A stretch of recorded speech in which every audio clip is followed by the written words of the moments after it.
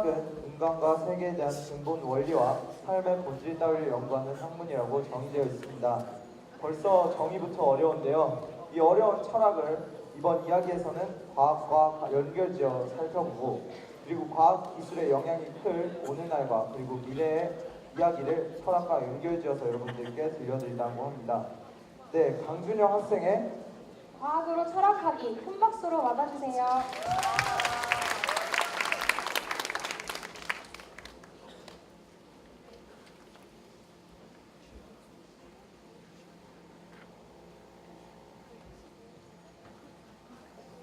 사랑합니다. 1학년 강준용입니다.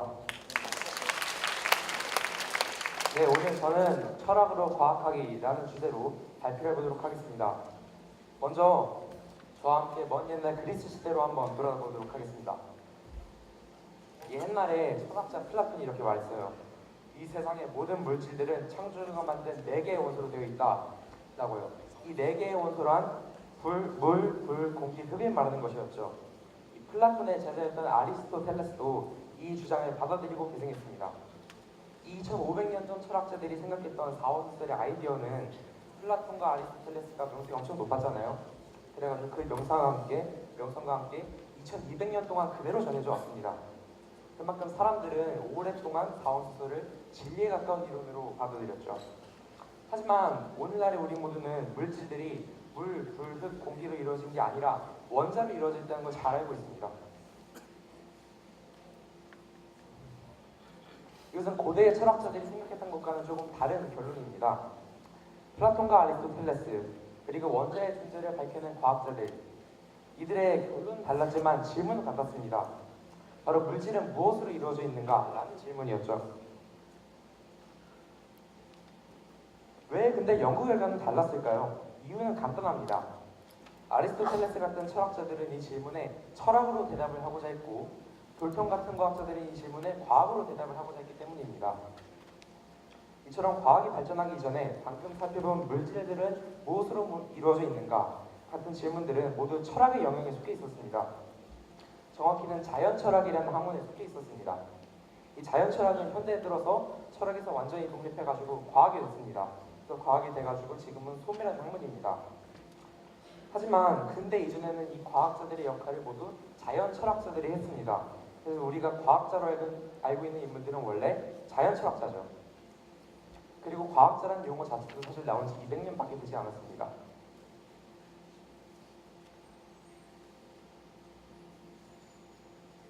뉴턴도 그중 한 명입니다. 그의 유명한 저서 프린기피아도 사실 원래 제목은 자연철학의 수학적 원리입니다. 하지만 이 책을 철학서적이라고 부른 사람들은 아무도 없어요. 왜냐하면 뉴턴들이 여러 가지 물리법칙을 발견했는데 이걸 정리해서 그쳤기 때문입니다. 하지만 시대를 감안했을 때 프린키피아조차 원래는 철학책입니다. 왜냐하면 그 당시에는 물리학 같은 과학이 철학에 속했기 때문입니다. 과학과 철학은 서로의 탐구 방식 그리고 목표도 다른 학문입니다. 하지만 그 당시의 사회는 이들을 따로 구분지으려 하지 않았습니다. 두 학문은 서로 긍정적인 상호작용을 주고받으며 발전할 수 있었죠. 뉴턴의 업적은 사회적으로 큰 영향을 끼쳐서 뉴턴주의를 만들었고, 이 뉴턴주의는 인간의 이성을 통해 사회를 발전시킨다는 계몽주의의 밑거름이 될 수 있었습니다. 그리고 철학은 이를 계기로 인간의 이성에 대해 고찰할 수 있게 되었죠. 이처럼 철학과 과학은 서로를 잇는 모종의 끈을 통해 좋은 영향을 주고받아 왔습니다. 그리고 이 끈은 지금도 끊어지지 않고 있습니다. 오늘날에도 과학적 연구 성과들은 철학에 많은 영향을 끼치고 있습니다. 그중 대표적인 것이 바로 마음 문제입니다. 이 마음 문제란 우리의 마음이 어디에서 비롯됐는지에 대한 물음입니다. 우리의 마음은 어디에서 비롯되는 걸까요? 과거에는 이 마음이라 불리는 슬픔, 기쁨, 즐거움 같은 감정이나 아니면 의지 같은 것들이 설명하기 어려웠습니다. 단지 그걸 영혼으로 생각했죠. 많은 철학자들은 이러한 질문에 대답하기 위해서 오랫동안 노력을 했습니다. 하지만 오늘날 이 문제는 뇌과학의 발달로 점차 설명되어지고 있습니다. 마음이라는 것이 결국 뇌의 활동으로 이루어진다는 것으로 밝혀졌기 때문이죠. 이것은 철학에서만 탐구했을 때 쉽게 답이 나오지 않던 마음이라는 문제가 과학을 만나 성과를 보고 있다는 점에서 큰 의미를 갖고 있습니다. 물론 과학과 철학의 사이는 현대 사회로 접어들수록 좀 악화되어 온 게 사실입니다. 하지만 그만큼 서로의 논쟁들도 많아졌죠.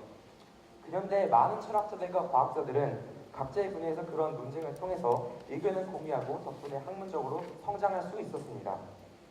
아이러니하게도 철학과 과학이 서로 논쟁하면서도 결국 긍정적인 영향을 주고받았던 것이죠.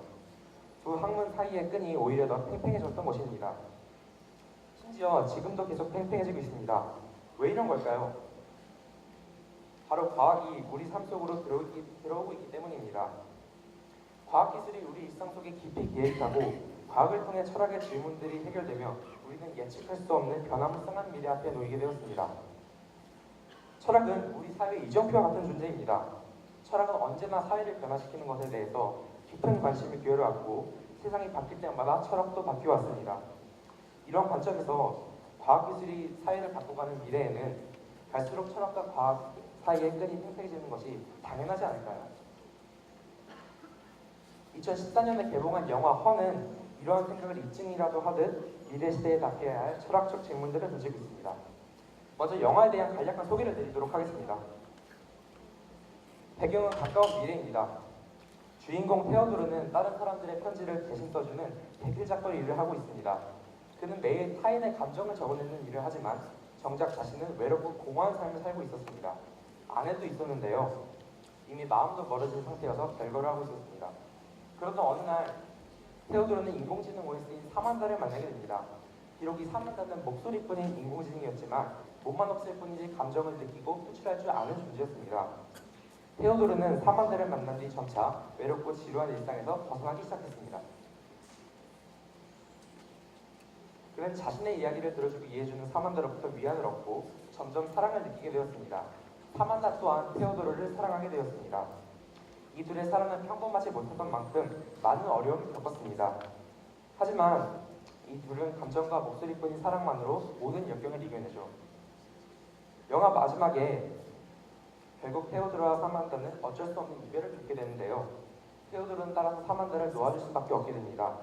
테오도르는 이별을 통해서 큰 슬픔을 느꼈지만 사만다를 통해 사랑의 의미를 배우고 비로소 자신의 공허한 감정을 채울 수가 있었습니다. 영화 마지막에 그는 무기력했던 자신의 모습에서 벗어나 원래 아내에게 그동안 하지 못했던 말들을 편지로 적게 됩니다. 잠시 이 영화의 명장면을 꼽히는 영상을 감상하고 가겠습니다. 영상 좀 재생해주세요.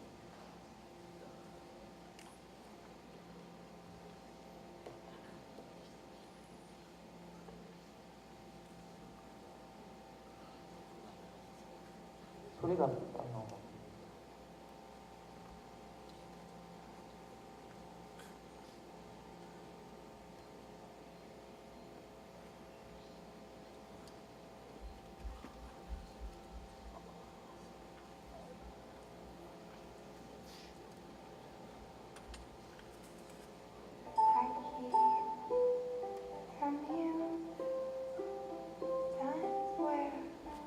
노래를 부르면서 서로의 사랑을 얘기하는 장면입니다.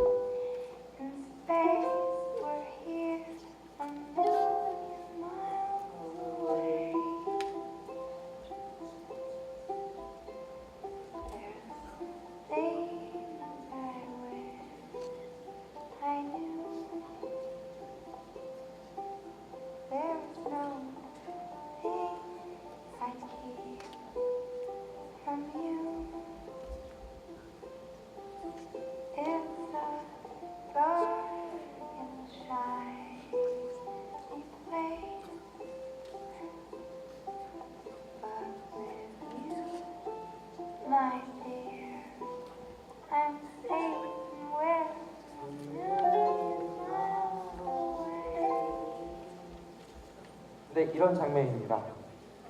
이 영화를 보고 우리는 심도 깊은 고민에 빠지게 됩니다. 과연 우리는 이 테오드라 사만다의 사랑을 진정한 사랑이라 볼 수 없을까요? 분명 남자 주인공의 감정은 진심이었습니다. 하지만 사만다의 감정에 대해서는 고민하지 않을 수가 없습니다.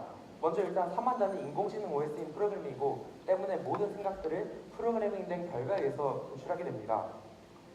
그리고 또 수많은 사람을 만난 운영체제로서 그녀는 수백 명의 남자를 테오도르만큼 좋아했습니다.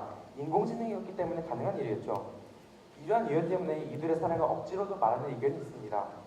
그렇다면 테오드라가 사랑을 배운 것도 의미 없는 일이었을까요? 이렇게 어려운 질문들을 던지다 보면 우리는 결국 한 철학적인 질문에 다가가게 됩니다. 바로 생각하는 인공지능은 사람처럼 배워야 되는가? 라는 것이죠. 먼저 이 질문을 뒤로하고 또 다른 사례를 살펴보겠습니다. 영상 또 재생해주세요. 2015년 일본 치바에서는 강아지들의 합동 장례식이 열렸습니다. 보통 반려동물과의 관계를 중시하는 사람들이라면 이상할 것은 없죠. 하지만 이 장례식은 사회적으로 큰 이슈가 되었습니다.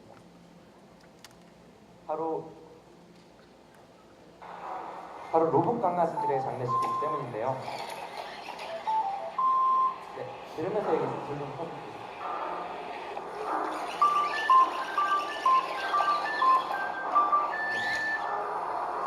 이 아이보라는 로봇입니다. 이 아이보는 1999년에 소니가 만든 세계 최초의 지능형 로봇 애완견입니다. 발매 당시 비슷한 가격을 가지고 있었지만 큰 인기를 끌었습니다. 네. 하지만 시간이 지나고 소니는 계속된 경영 악화로 2006년 아이보의 생산과 판매를 종료했습니다. 2015년 사건이 벌어졌을 때는 AS 서비스조차 폐쇄해버렸죠. 따라서 아이보들은 16년의 세월이 흐른 끝에 결국 다시는 굳혀질 수 없는 신세가 되었습니다. 하지만 오랜 세월 아이보와 함께했던 사람들은 아이보를 단순한 조잡한 로봇 강아지로 생각하지 않았습니다. 어쨌든 아이보와 오랜 시간 함께했고 정을 나누었기 때문에 아이보를 실제 살아있는 강아지 이상으로 대했죠. 우리가 보기에는 아이보의 고장은 단순히 낡은 기계가 망가진 것에 불과합니다. 하지만 아이보와 함께했던 사람들은 가족을 잃은 것과 비슷한 감정을 느꼈고 그렇기 때문에 장례식도 치러준 것입니다. 이 사례 역시 인공지능이 우리에게 어떤 존재가 될 수 있는가 라는 물음을 던지고 있습니다. 또 다른 사례로는 챗봇을 들 수 있습니다. 챗봇이란 사람과 채팅을 하는 인공지능을 말하는데요. 이건 제가 직접 인공지능 챗봇인 신심이와 대화를 한 것입니다. 고백을 했더니 이런 반응을 보였습니다. 할 말이 있다고 했는데 사랑해라고 했습니다. 또 이랬다가 그럼 지금 나 사랑해 했더니 바뀌었어요 그랬어요. 정말 했더니 그래 이렇게 합니다. 이런 챗봇들이 또 S보이스랑도 해봤습니다.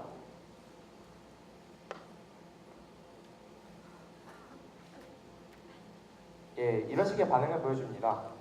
이런 챗봇들이 유머적인 말을 하긴 하지만 딱히 위험한 발언을 하지는 않습니다. 안전한 말을 하도록 필터링이 되기 때문입니다. 하지만 이번에 살펴볼 부정적 사례는 좀 다릅니다.